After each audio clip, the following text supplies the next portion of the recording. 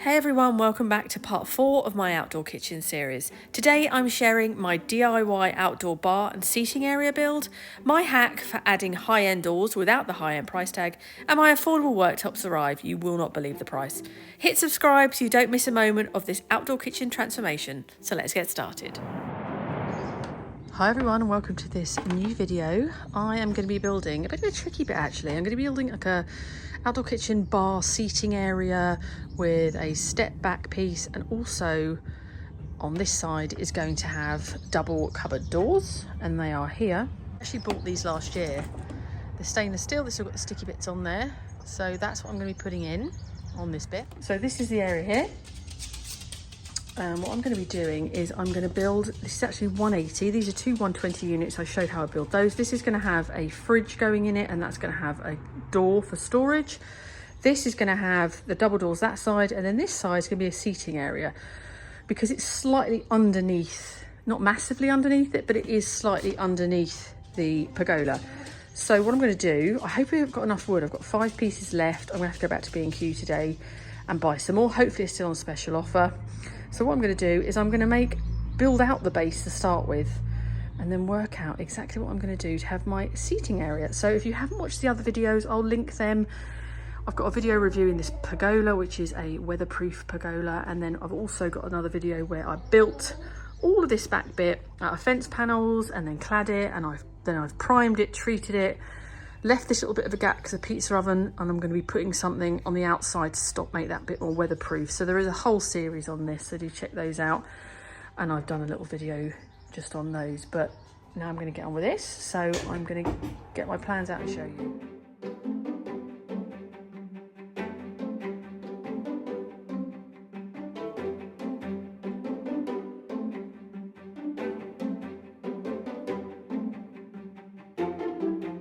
Okay, so I've built the frame, this top bit. Now what I've got to work out is how I'm going to almost take it in like that. So it's going to have a door in that side, but I need to make sort of a bit across there. So I'm going to work that out on a bit of paper now, and I'll show you what I work out.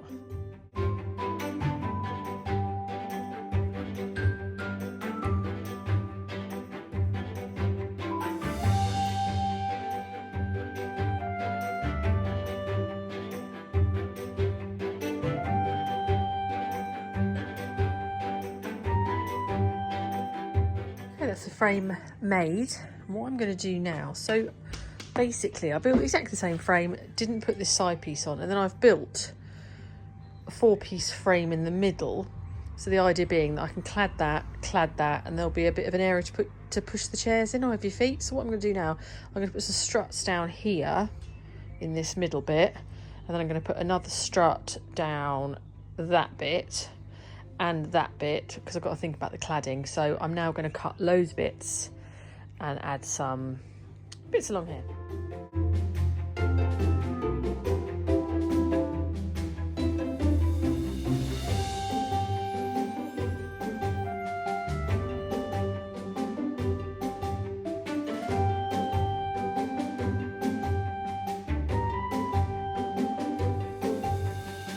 Those 3 bits are on, and I found lots of my offcuts. I always keep the offcuts, so I'm going to put these in, trim them down, and then screw them on the top so my slabs have a nice edge to sit on. So I've managed to use all the little offcutty bits, even offcut bit there.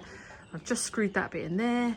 So then I'm going to get these all on, then I'll flip it round, screw these last little bits, got to cut one bit for there, and then it should be done. So let's get all these trimmed and in.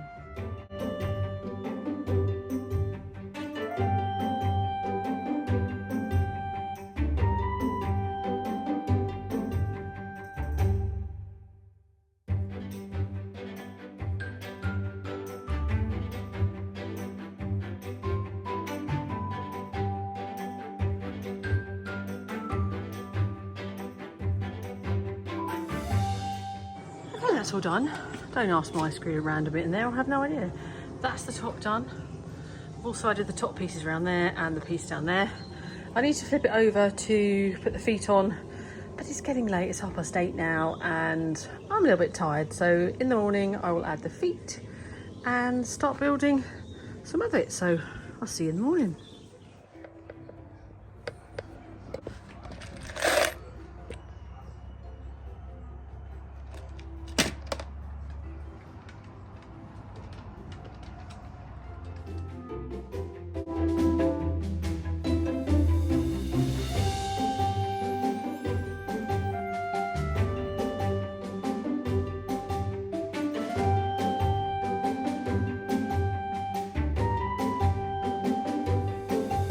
Okay, that's all the legs on, and what I'm going to do now, because I suddenly realised when I put the cladding on, so the cladding is going to go across here and that way. I need some extra bits on these corners to be able to attach it to. So what I'm going to do here, incredibly tight, I'm going to put that bit on the end there, like that, and then I'm going to put another piece there, like that, in line with this piece here, so I've got somewhere to attach my cladding on.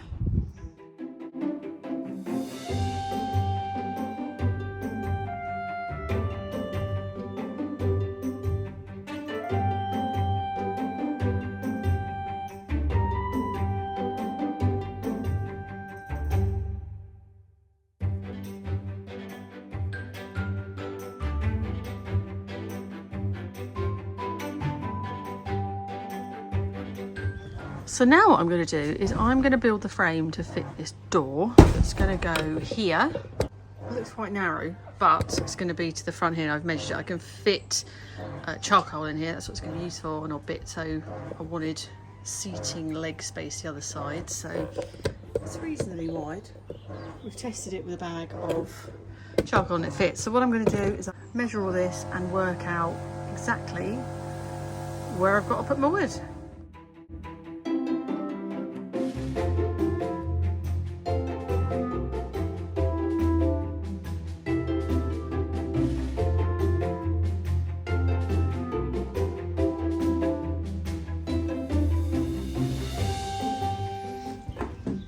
So it's the next day and I successfully built the surround on here. On reflection, to use less wood, I probably wouldn't have done it this way, but the gap top and bottom was 14 centimetres.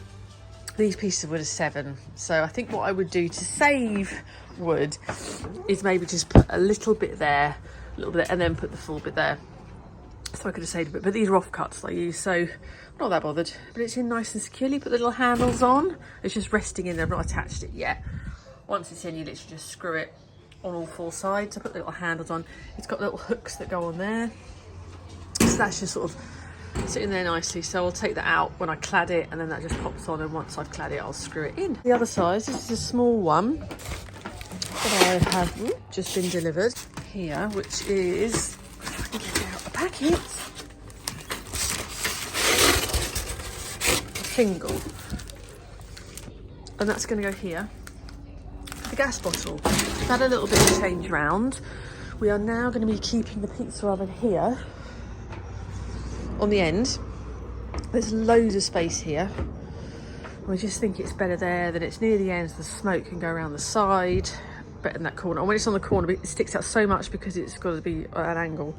So what I'm going to do here is I'm going to build another unit just like this one, a 120 unit across there. Then, this is pretending to be a big green egg. I'm going to make it about that high. This is just a little bit too high. So about to there, a 600 wide unit. It's 55 at the widest point, sort of where the rim opens. So it's just going to raise it up so it's at a cooking height the same as a pizza oven basically. So I'm going to make that very much reinforced, so I have a slab on it. And then this is going to be another 600, and this one is going to be open and it's going to have logs in it. So it's going to be log storage. So that's the plan. So this one I'm going to build super quickly and super easily across there. Then once that's in, I'll build these ones. Here it is, all built. Testing the storage capacity of it. I've got to flip it over, or I could just add them on that bit. The bits that I put on the bottom just to raise it up, I just use decking-y bits that I chop down just to raise it up so any water can go underneath. That's basically that one done. Super easy. I've just been and got back from B&Q I bought more wood, 8 more pieces, so I need to pop a little bit there. But what I'm going to do now is I'm going to fit the door that's going to hide and give access to this gas bottle. So this is my door here, there. So I'm going to get that fitted there. I'm going to get the door on, and then I'll start building the back bit. There we go. Fairly easy to do. The way I do it is I use my design sheets and I measure the space that I had. So I had 50 centimetres by 76, that was the gap. And then all I did was using the wood. I know it's 7 centimetres wide there, and that needed to be 6, so I did it on its side. And then work out by taking away the thickness. So the width was 50. So then I added 1 7 and another 7, which took me down to 35. Which is the exact size I need. And then up, down, I did start them, I measured it, 6 centimetres gap, top and bottom. And I did that, so it's fairly easy. And I've literally just popped a couple of loose little screws in just to hold it in. I'll take it out, put it back after the cladding, so it'll cover the edge and make that nice. So that's that. What I'm going to do next is I'm going to build a frame at the back.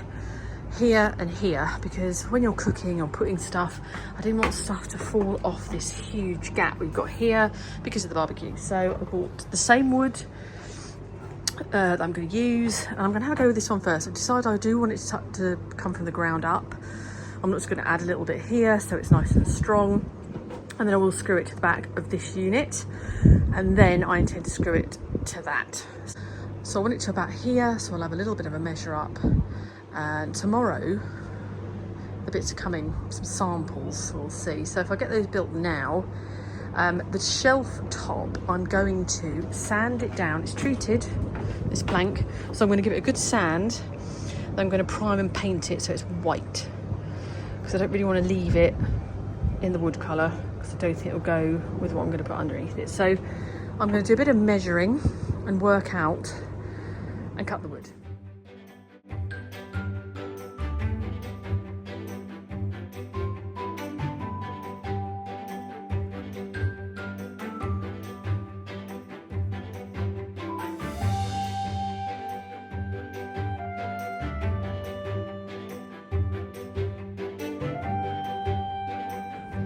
Okay, so I've measured up and put one there. What I've done is I have created a monstrosity. This is 152 in length, the long bit, and I've took some offcuts to build out the base. And what I'm going to do, because I'm trying not to use too much wood, is I'm going to put it around here, like I have done there, and screwed it to the back of this unit. So it's basically wedged, so that's in the perfect position sticking out now. So that's where I'm going to attach my bits. So I'm going to pop it down there, screw it in.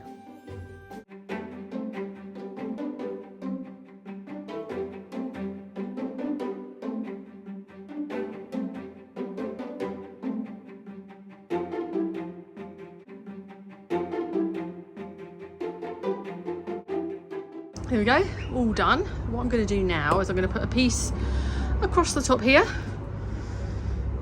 and then decide whether or not I need to put, which I think I do, one down the middle.